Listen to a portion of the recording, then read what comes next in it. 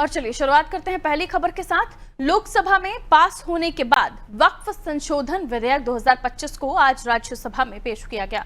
केंद्रीय अल्पसंख्यक कार्य मंत्री किरण रिजिजू ने बिल को सदन के पटल में रखते हुए दोहराया कि विधेयक लोगों की धार्मिक स्वतंत्रता में हस्तक्षेप नहीं करेगा। वक्फ बोर्ड केवल वक्फ संपत्तियों की देखरेख करेगा, उनका प्रबंधन नहीं करेगा। साथ ही उन्होंने कांग्रेस समेत अन्य विपक्षी दलों से वक्फ संशोधन विधेयक 2025 के समर्थन करने की अपील की है। किरण रिजिजू ने कहा, भारत में सबसे ज्यादा जमीन वक्फ बोर्ड के पास है। रेलवे और रक्षा क्षेत्र की संपत्ति देश की संपत्ति है और ये देशवासियों की सुविधा और रक्षा के लिए इस्तेमाल होती है। संशोधन के बाद वक्फ संपत्ति की पूरी ट्रैकिंग होगी, इससे गरीब मुसलमानों का भला होगा। रिजिजू ने कहा कि जो संपत्ति वक्फ के पास है, पंजीकृत है, उसमें कोई छेड़छाड़ नहीं होगा, लेकिन जो विवादित मामले हैं उसमें अब अदालत फैसला करेगी। आपको ये भी बता दें, करीब 12 घंटे लंबी बहस और तीखी नोकझोंक के बाद वक्फ संशोधन विधेयक को बुधवार देर रात लोकसभा में पारित कर दिया गया। इस विधेयक के पक्ष में 288 वोट पड़े, जबकि विपक्ष में 232 सांसदों ने मतदान किया।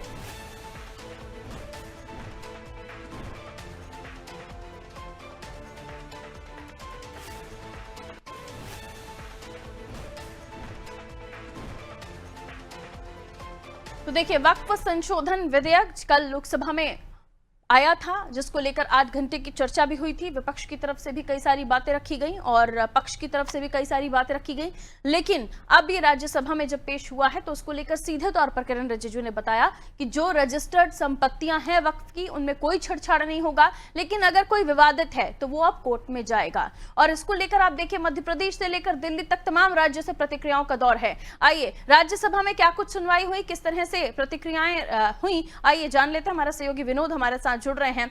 विनोद, राज्यसभा में बिल पेश किया गया और उस पर चर्चा जारी है। ये कहा जा रहा है कि बिल के समर्थन में कल तो ज्यादा वोट पड़े थे लोकसभा में, लेकिन आज राज्यसभा में क्या स्थिति बनी और इसको लेकर किस तरह की प्रतिक्रियाएं हैं? विनोद, अगर बात की जाए तो जिस तरह से राज्यसभा में इसका जो बिल पेश हुआ है, उसके बाद से सिर्फ वहां पर सिर्फ घमासान ही चल रहा है और कहीं ना कहीं इस पर रोड़े ही लटकाने की कोशिश की जा रही। कल 14 घंटे के लंबे अंतराल के बाद वक्फ बिल लोकसभा से पास तो हो गया, मगर राज्यसभा में से फिर से अटकाने की कोशिश की जा रही है।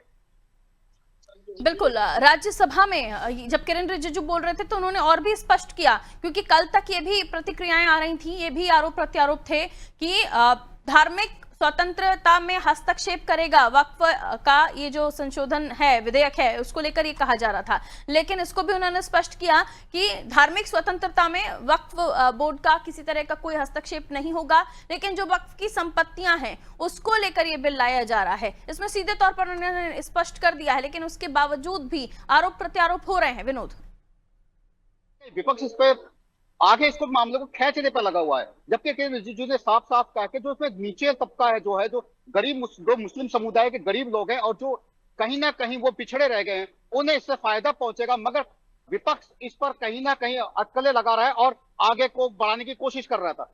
जबकि देखा जाए तो बहुत से राज्यों में जो वक्फ बिल पास लोकसभा से पास हो, उसका स्वागत भी किया गया, मुस्लिम समुदाय ने मिठाई बांटी गई। बात की जाए दिल्ली की, दिल्ली में जो निजामुद्दीन दरगाह है वहां पर भी उसका समर्थन करा गया और मुस्लिम लोगों ने खुशी भी जताई थी, मगर राज्यसभा में अभी भी इस पर सिर्फ चर्चा ही चल रही है। क्या उम्मीद की जा सकती है चर्चा के बाद जो नंबर्स हैं राज्यसभा में, क्या इस बिल के पक्ष में पड़ेंगे या फिर ये रुकेगा? क्या लगता है आपको नंबर गेम के हिसाब से? देखिए, अगर बात की जाए 236 सदस्य हैं, अगर बिल पास करना है तो उसके लिए 119 मत होना बहुत जरूरी है। अभी इस पर कुछ कहा नहीं जा सकता, बाकी बिल पास होना चाहिए। कहीं ना कहीं मुस्लिम समुदाय भी इसको चाहता है कि यह बिल आए और कहीं ना कहीं लागू भी हो।